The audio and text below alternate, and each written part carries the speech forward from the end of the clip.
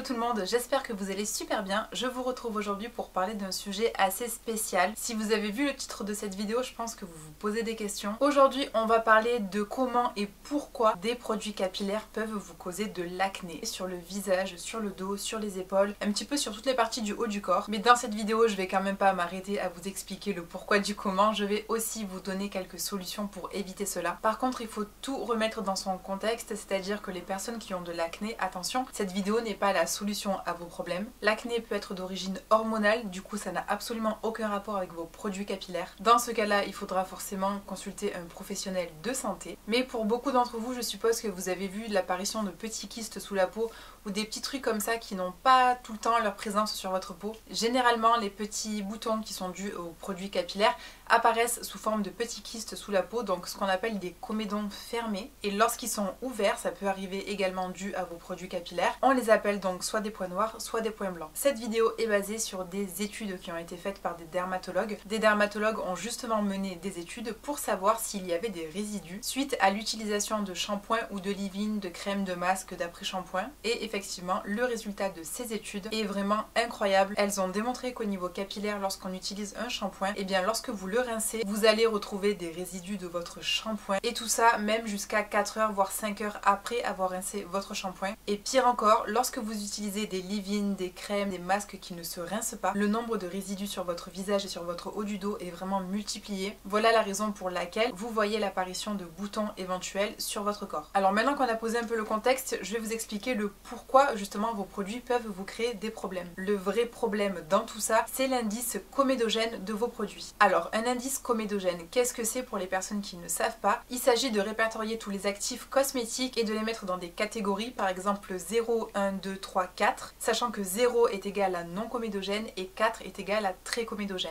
Sur internet, vous avez la possibilité de trouver sur des blogs, sur des sites, l'indice comédogène de certains actifs, de certaines huiles par exemple. Maintenant, si vous êtes comme moi et que vous arrivez justement à décrire vos propres listes Inky sur vos produits, alors là c'est franchement plus facile pour vous, mais ne vous cassez pas trop la tête non plus, essayez vraiment de prendre les 7 premiers ingrédients qui sont dans la liste. C'est de toute manière les ingrédients qui seront en plus grande quantité dans votre produit. Un exemple, l'huile de coco est une huile qui est comédogène, mais ce qu'il faut faire attention, c'est que l'huile de coco est aussi excellente pour les cheveux. Donc comment allier bien évidemment le côté vraiment prendre soin de son cheveu en utilisant de l'huile de coco et à la fois utiliser de l'huile de coco, mais elle est super comédogène et elle va sûrement me donner des boutons. Ce qui est intéressant à savoir, c'est que l'huile de coco, même si elle fait partie de votre produit, elle n'est pas forcément comédogène de par sa formulation ou de sa minime quantité que vous retrouverez dans le produit. Donc ne partez pas en courant, ne jetez pas vos produits si vous voyez de l'huile de coco à l'intérieur. Au contraire, c'est vraiment une huile qui est super pour les cheveux. Et n'oubliez pas non plus que toutes les peaux sont différentes et que effectivement, l'huile de coco peut causer des problèmes sur certaines personnes et peut ne rien faire du tout sur d'autres personnes. Par exemple, pour ma part, je suis très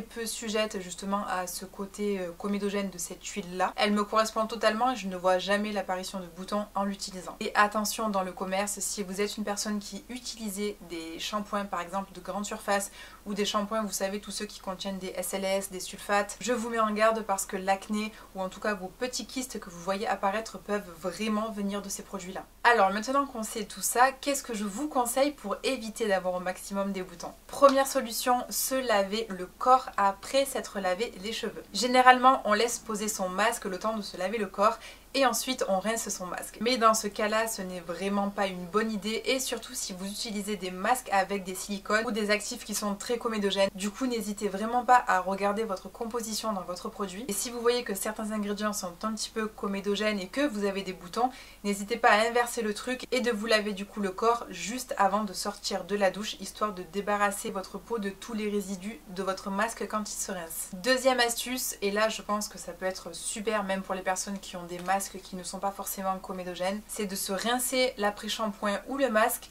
la tête vers le bas. Vous éviterez du coup de faire couler le produit sur votre dos et vous éviterez donc l'acné sur le haut du corps. Troisième astuce et pas des moindres, une fois que vous êtes sorti de la douche et que vous avez fait votre routine capillaire avec votre crème, votre leave-in, tout ce que vous mettez habituellement, pour les curly hair, essayez de faire la méthode du plopping. Donc c'est une méthode avec, je pense que vous devez sûrement la connaître, avec le t-shirt dans lequel on va mettre les cheveux le temps que ça absorbe un peu d'humidité et que ça mette bien la boucle en forme. Ça vous évitera que vos cheveux touchent le haut de votre dos et une fois que c'est fait, faites votre routine du visage, c'est-à-dire qu'il va falloir vraiment vous laver le visage avec un savon doux pour éliminer tous les résidus de vos produits capillaires qui auraient pu se poser sur votre cou, sur votre visage. Quatrième astuce, ça va être de dormir avec un petit bonnet en soie ou en satin. Personnellement, je dors avec celui-ci de la marque Sleep, si je ne me trompe pas, oui c'est ça. Il est serré donc ça permet de bien tenir pendant la nuit et ça honnêtement, ça me permet du coup de garder mes boucles hyper longtemps, contrairement lorsque je l'utilise pas, clairement mes boucles en 2-3 jours il n'y en a plus. Alors que si je l'utilise, je peux les tenir facile 5-6 jours, c'est vraiment incroyable.